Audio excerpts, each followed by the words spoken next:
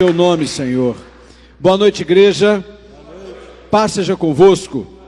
Podeis assentar em nome de Jesus. Sétimo elo da campanha: há poder no sangue de Jesus. Abra a palavra de Deus no livro de Mateus, no capítulo de número 26, aonde vamos ler a partir do versículo de número 59. Mateus 26, a partir do versículo de número 59, Jesus diante do Sinédrio, Jesus diante do Supremo Tribunal Federal, como se fosse hoje. Amém, igreja? Assim nos ensina a palavra do Senhor. Os chefes dos sacerdotes e de todo o Sinédrio estavam procurando um depoimento falso contra Jesus, para que pudessem condená-lo à morte, mas nada encontraram, embora se apresentassem muitas falsas testemunhas. Finalmente se apresentaram duas, que declararam: este homem disse: sou capaz de destruir o santuário de Deus e reconstruí-lo em 3 dias. Então o sumo sacerdote levantou-se e disse a Jesus: você não vai responder à acusação que estes fazem? Mas Jesus permaneceu em silêncio. O sumo sacerdote lhe disse: exijo que você jure pelo Deus vivo, se você é o Cristo, o Filho de Deus, diga-nos. Tu mesmo o disseste, respondeu Jesus. Mas eu digo a todos vós: chegará o dia em que vereis o Filho do Homem assentado à direita do Poderoso e vindo sobre as nuvens do céu. Foi quando o sumo sacerdote rasgou as próprias vestes e disse: blasfemou! Por que precisamos de mais testemunhas? Vocês acabaram de ouvir a blasfêmia. O que acham? É réu de morte, responderam eles. Então alguns lhes cuspiram no rosto e lhes deram murros. Outros lhe davam tapas e diziam: profetize-nos, Cristo, quem foi que bateu em você? Deixe a palavra aberta no livro de Mateus, assim como também deixe o seu coração. Feche apenas os seus olhos e curve a sua cabeça em reverência à presença do Espírito Santo do Senhor. Pai querido, o que acabamos de ler é algo que nos faz sofrer. Saber que o Senhor foi agredido injustamente, que o Senhor foi esmurrado injustamente por falar a verdade, por se apresentar em nome do Pai para a redenção de nossas vidas, tirá-las das garras do diabo, tirar-nos do mundo, Senhor. Pai querido, Deus santo, Deus poderoso, toda honra e toda glória seja dada a Ti e a mais ninguém. Não existe outro para nós. Tu és o suficiente, Tu és o nosso mestre, o nosso Salvador e o nosso próprio Deus. Por isso, Pai, declaramos pelo poder que há no Teu sangue, que tudo, Pai, aquilo que fazemos para Ti, fazemos por Te amar, fazemos por Te valorizar. Nos abençoe, Pai, mais uma vez com a Tua presença gloriosa.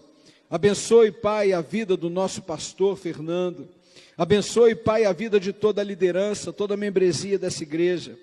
Cuida de nós, Senhor, que estejamos sempre debaixo da Tua destra poderosa, para cumprir o nosso ide, enquanto aguardamos a Tua volta. Obrigado, Senhor, por tudo que irá acontecer aqui hoje, para Te render glória, em nome de Jesus. E quem crê, diga amém. Dá um glória a Deus com alegria. Jesus estava diante do Sinédrio, foi levado diante do Sinédrio, num julgamento feito fora do horário habitual, um julgamento feito noite adentro, quase madrugada, aonde membros do Sinédrio que gostavam do Senhor, que criam na palavra do Senhor, mas que não se envolviam, mas sabedor de que ele de fato era um grande mestre, um grande ensinador, como Nicodemos, não foi chamado para esse julgamento, para essa assembleia.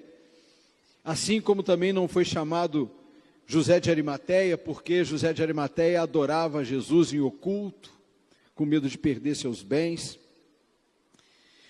Só foram chamados aqueles capazes de condená-lo. Mas aqui estamos vendo que Jesus foi levado ao sinédrio, era tarde da noite, e não tinham acusação nenhuma contra ele. Não tinham de fato nada que reprovassem a conduta do bom mestre. E lendo a palavra, se apenas lermos a palavra, nós vamos explicar essa atitude de Caifás, um sumo sacerdote, uma atitude de indignação, uma atitude de revolta, uma atitude de não crer de fato na divindade do Senhor, demonstrando total desconhecimento da Escritura. Puxa, que coisa forte para falar de um sumo sacerdote, né? Que desconhecia a Sagrada Escritura, desconhecia o Pentateuco, desconhecia os cânones dos profetas, que os profetas eram messiânicos, apontavam para a vinda de um Messias, e estava diante dele, e ele não somente não creu, como o humilhou, como o ofendeu, como queria prendê-lo com o propósito de matá-lo. É muito triste, porque há uma diferença muito grande entre conhecer a palavra e se envolver com ela.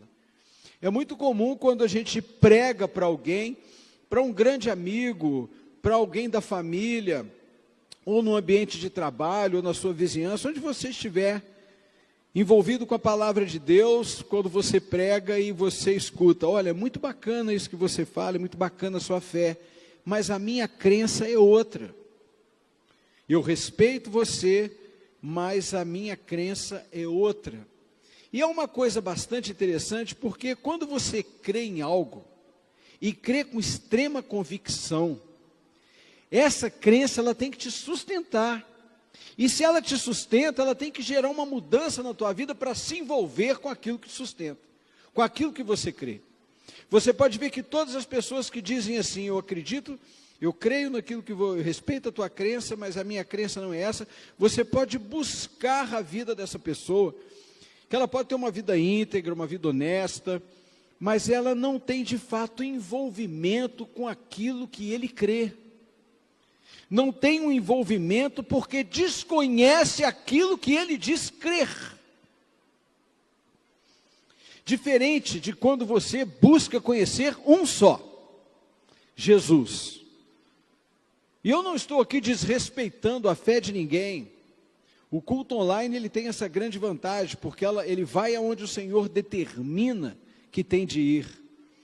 Eu só estou aqui, não é desafiando, mas eu estou aqui me abrindo, mediante a nossa fé, a nossa crença, daquele que nos sustenta. Porque em outrora, nós já buscamos por ignorância, a nossa fé ou a nossa crença em outras coisas, e não nos sustentou.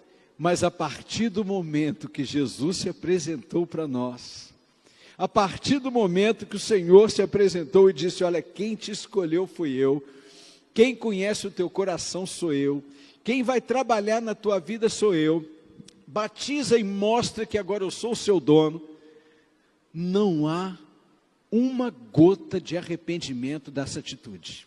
Amém? Jesus ele vem, ele modifica a ponto de nós nos envolvermos com a palavra, diferente de conhecer, mas de envolver.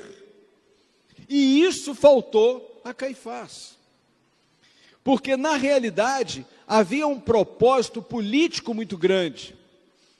Os religiosos, os fariseus, eles não se davam muito bem com outro grupo religioso, mas que se envolvia demais com política, chamado de saduceus. Os fariseus e os saduceus, como diz no ditado popular, eles não se bicavam, porque o interesse deles era econômico.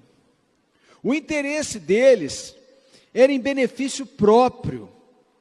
O interessante é que eles passaram a se interagir, passaram a se alinhar, passaram a se afinar a partir do momento que buscaram incriminar Jesus. Isso foi o suficiente para forças se unirem com o propósito de derrubar, assim pensavam eles, derrubar Jesus. Porque a preocupação dos saduceus era que Jesus se envolvesse com política. A preocupação dos saduceus era que o Senhor se tornasse rei dos judeus na terra, porque sabedores, como nós somos, que ele é da linhagem de Davi, da tribo de Judá, que foi um rei levantado por Deus, e o temor e o receio dos saduceus era que Jesus se envolvesse com política. Ao mesmo tempo, havia um desconhecimento total da tribo de Levi, presta atenção, hein? Porque acreditavam e temiam que Jesus se tornasse um sumo sacerdote. Porque Jesus não era da linhagem da tribo de Levi, ele era da tribo de Judá, então ele não poderia se tornar um sumo sacerdote. Jesus era um rabino, ele veio exatamente para fazer cumprir a lei. Ele estava ali, e nós sabemos, e nós estamos aqui para honrá-lo em culto, em reverenciá-lo em culto, pelo poder que há no seu sangue. Não estou pregando nenhuma novidade, mas nós estamos aqui reverenciando a palavra a Cristo. Jesus, ele veio com esse propósito. Jesus não tinha nenhum propósito de se render e ser conhecido como aquele que veio mudar o mundo. Jesus não veio mudar o mundo, Jesus veio salvar a humanidade. Jesus veio salvar toda a humanidade, tirar das garras do mundo, porque o mundo jaz no maligno. Jesus veio com esse propósito de retirar a humanidade das garras de quem está comandando o mundo, de forma astuta. Então é bastante interessante, por isso que eu pedi para vocês deixarem aberto no livro de Mateus, para voltarmos ali em Mateus 5, ouvir o que Jesus falou antes que isso tudo acontecesse, que ele não tinha nenhum propósito que não fosse obedecer o Pai e trazer o seu reino até nós. Mateus capítulo 5, no versículo 17 e 18, Jesus diz assim, o texto é: Jesus cumpre a lei. Diz o próprio Senhor: não pensem que vim abolir a lei ou os profetas. Não vim abolir, mas cumprir. Digo a verdade, enquanto existirem céus e terra, de forma alguma desaparecerá da lei a menor letra ou o menor traço, até que tudo se cumpra. Para subir na cruz e sofrer por nós, essa necessidade que nós tínhamos dessa redenção, era preciso, em primeiro lugar, cumprir toda a lei. Jesus não veio revogar lei, Jesus não veio revogar profeta, ele disse que ele veio para cumprir, e tudo seria cumprido, até o momento de derramar o seu sangue. Não ia ficar nenhum questionamento, não ia ficar nenhuma dúvida, que Jesus de fato, com o seu sangue, nos purificou de todo pecado.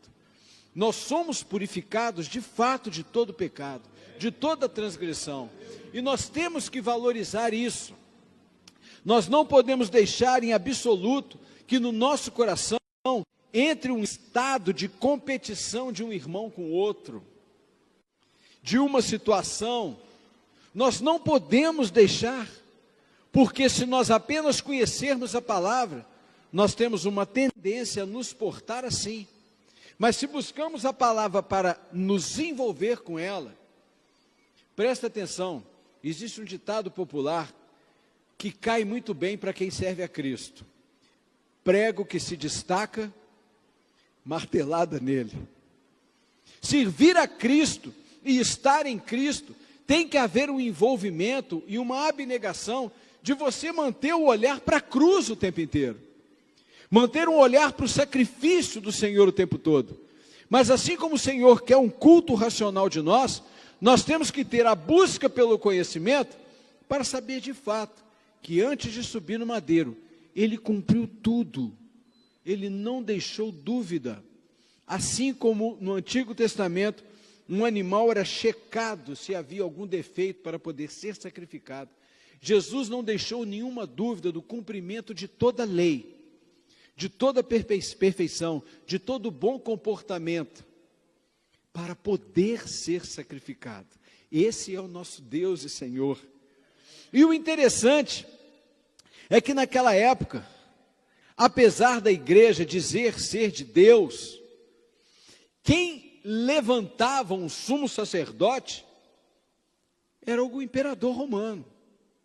O sumo sacerdote, ele ficava no poder a mando do imperador de Roma, apesar de judeu, para cumprir os interesses de Roma.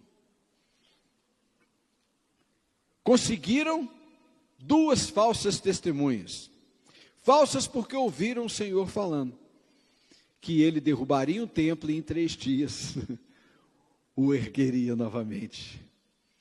Ele derrubaria todo o conhecimento humano, ele derrubaria todo o pensamento humano, ele derrubaria toda a atitude religiosa, toda a atitude de um grupo religioso envolvido com política, ele derrubaria tudo aquilo, e na sua ressurreição, pelo seu sangue, no resgate da chave do inferno, para deter o controle da morte, uma vez que já detinha o controle da vida, uma vez feito isso, ele resgataria toda a humanidade, inclusive os seus algozes. Não existe amor assim. É de fato, como a palavra diz, que é um amor que nos constrange. É um amor que chega até a nos envergonhar.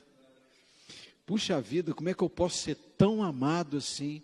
Então não tem como a gente buscar o conhecimento e não se envolver com isso.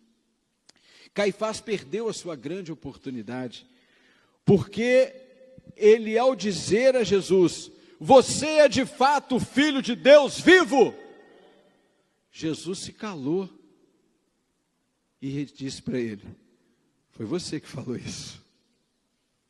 Caifás se irou de tal forma que rasgou as suas vestes, como nós lemos aqui, rasgou as suas vestes acreditando numa indignação, rasgou as suas vestes acreditando numa injúria, rasgou as suas vestes acreditando que estava ouvindo uma blasfêmia, rasgou as suas vestes e todos concordaram que ele deveria ser preso e morrer, começaram a bater, começaram a cuspir, começaram a debochar, porque acreditaram que aquela atitude de Caifás era de fato uma atitude de indignação, mas era um cumprimento da lei. Era necessário aquilo acontecer. Porque sabe com essa atitude o que houve? Você pode ir lá no livro de Levítico, no capítulo 21. Levítico, capítulo de número 21, o livro das leis.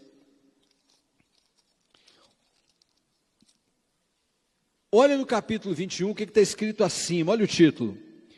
Regulamentação para os sacerdotes. Regras, leis para o exercício do sacerdócio. Levítico 21. Nós vamos ler o versículo de número 10. Amém?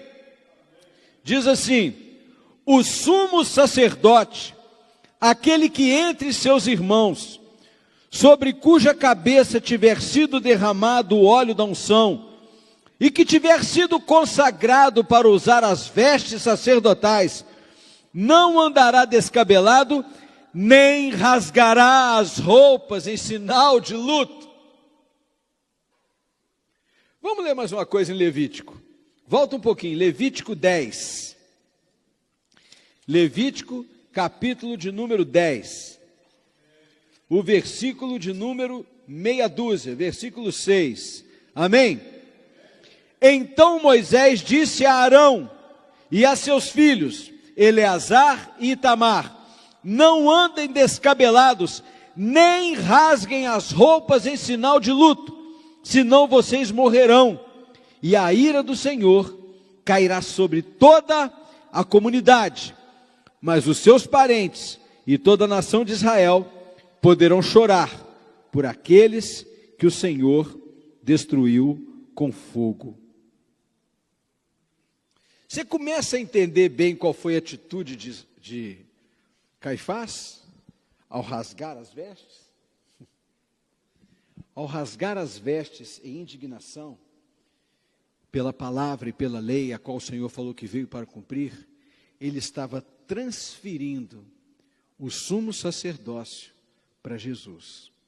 Na sua indignação, na sua ira, por isso digo, sem conhecer a Escritura, sem se envolver com ela, o ato de você rasgar, você está profanando o caráter de Deus.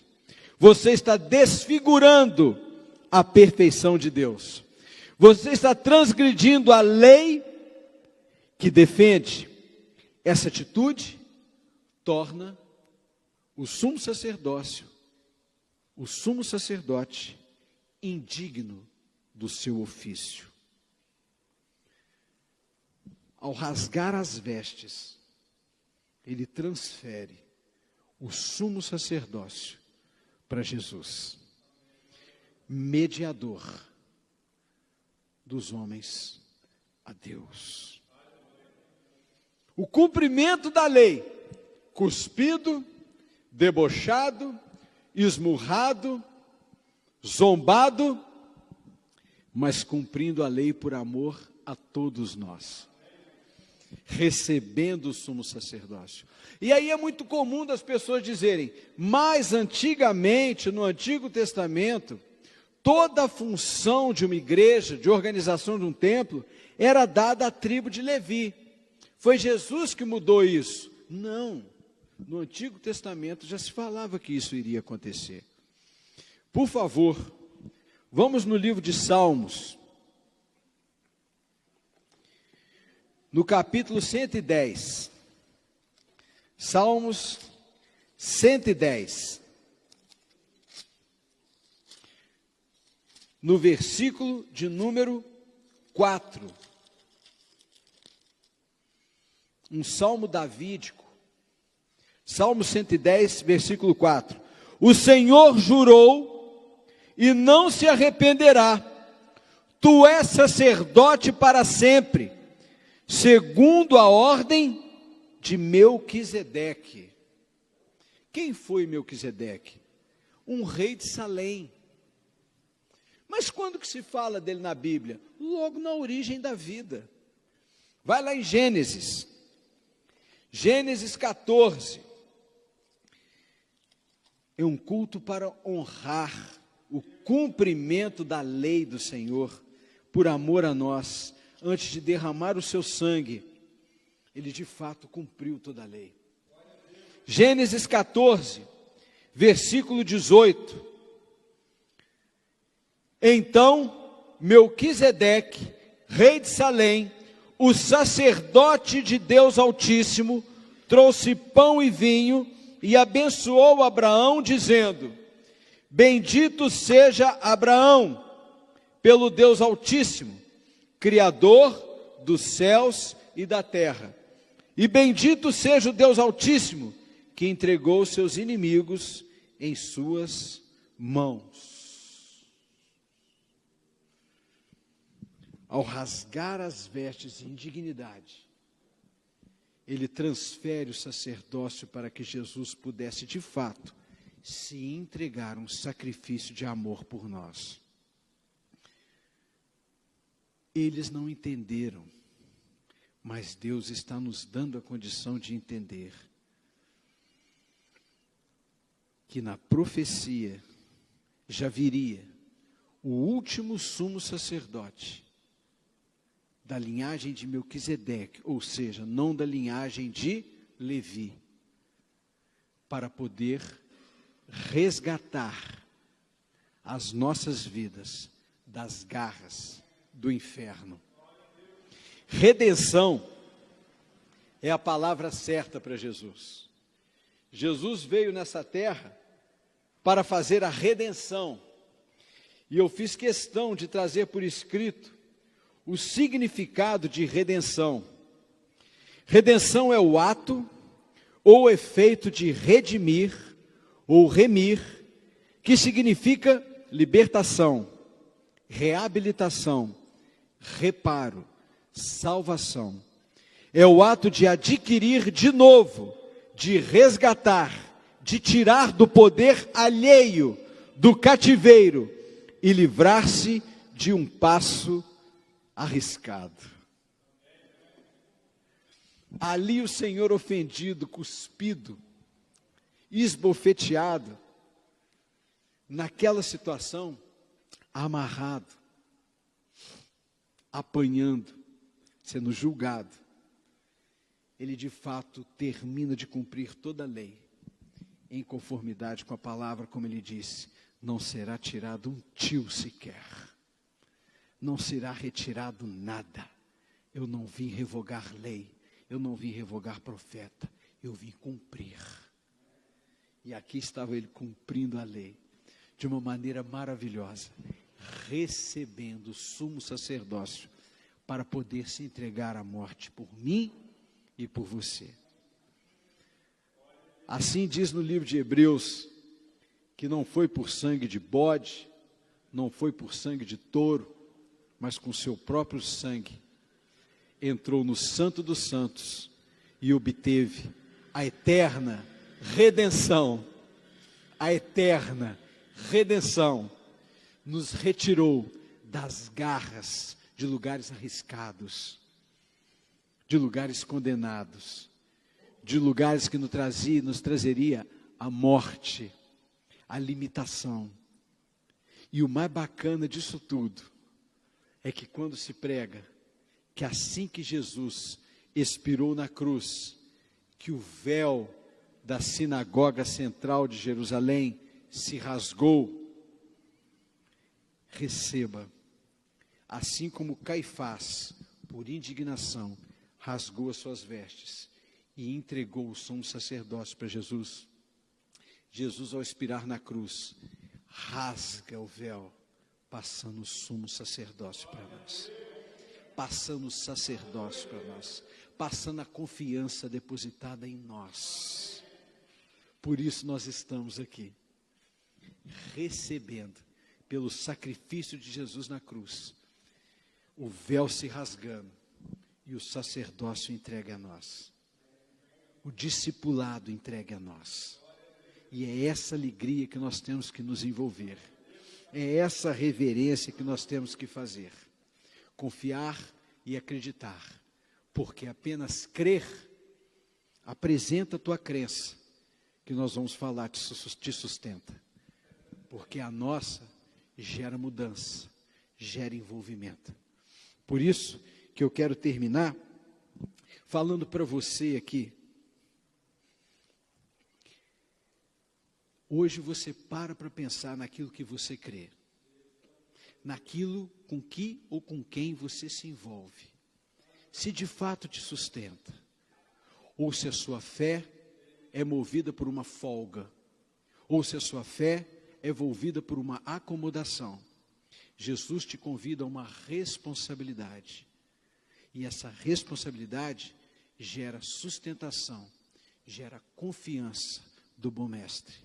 Se envolva com Cristo, porque Ele quer se envolver com você. Agrada-te do Senhor, e Ele satisfará os desejos do teu coração. Amém? Fica de pé no seu lugar, em nome de Jesus. Ô glória, louvado seja o seu nome, Senhor. Santo é o seu nome, Senhor. Eu convidaria os irmãos a louvar. Eu não sei se vocês prepararam alguma coisa para agora. Se não prepararam, esse último louvor do sangue, alvo mais que a neve, é para glorificar a Deus e agradecer a redenção que Ele nos proporcionou. E você, enquanto nós louvamos, você no seu lugar, reverencie ao Senhor em oração. Reverencie, porque o Senhor está rasgando as vestes por amor. te confiando um sacerdócio, te confiando uma divulgação, te chamando para o envolvimento através de sua palavra. Amém? Vamos agradecer a Deus, cada um no seu lugar, em envolvimento com a palavra. Deus, leva-me além de todas as alturas, onde ouça sua voz, fala de sua justiça pela minha vida. Jesus, esse é teu sangue.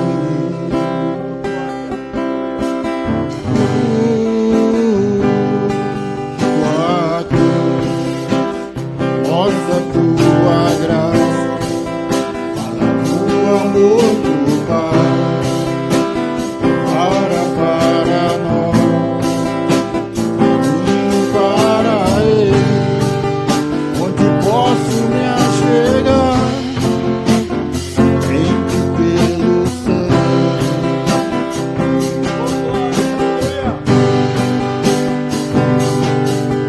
O que nos lava os pecados e nos traz restauração, nada além do sangue, nada além do sangue de Jesus.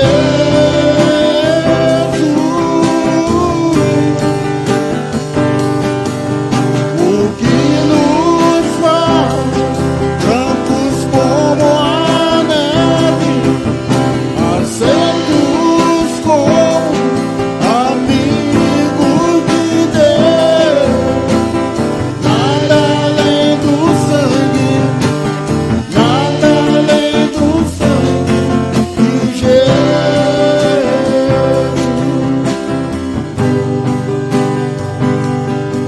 Tua cruz mostra sua graça, fala do amor do Pai, para nós e para Ele, onde posso me achegar, somente pelo sangue.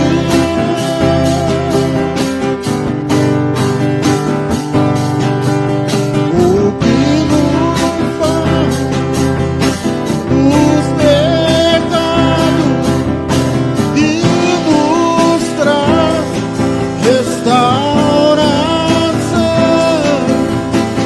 nada além do sangue, nada além do sangue de Jesus.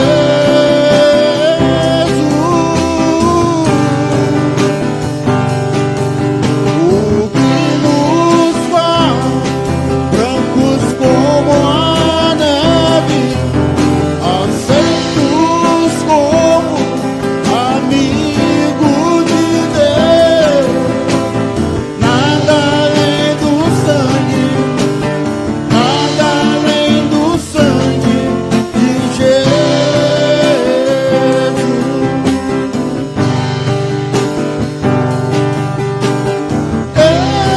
Declara que você é livre.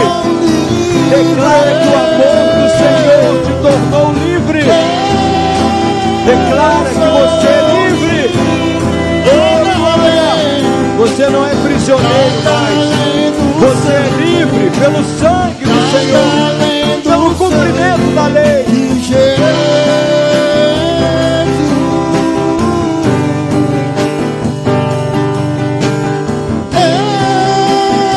Eu sou livre. Eu sou livre. Nada além do sangue, nada além do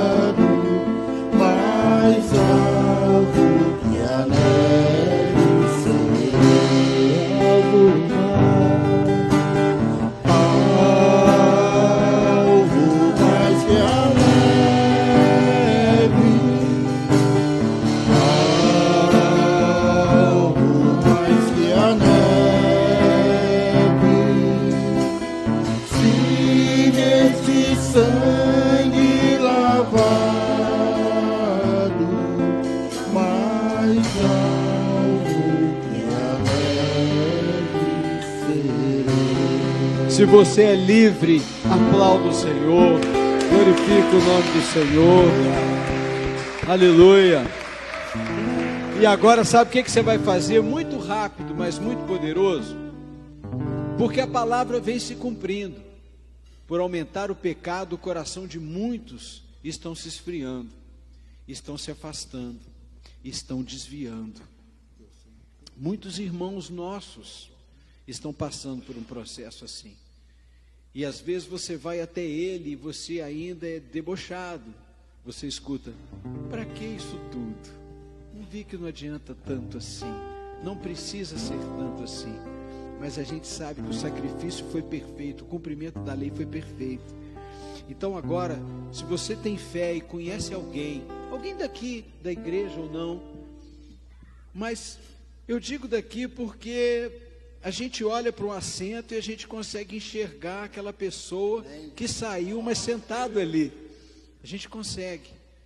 Então, se você tem essa fé, pensa nessa vida agora, nesse ato profético aqui, ó, pensa nessa vida agora, que enfraqueceu, que se afastou devido a um esfriamento. Estende a sua mão para a cadeira onde você ouvia sentado, e diga assim: Senhor, esse lugar é dele.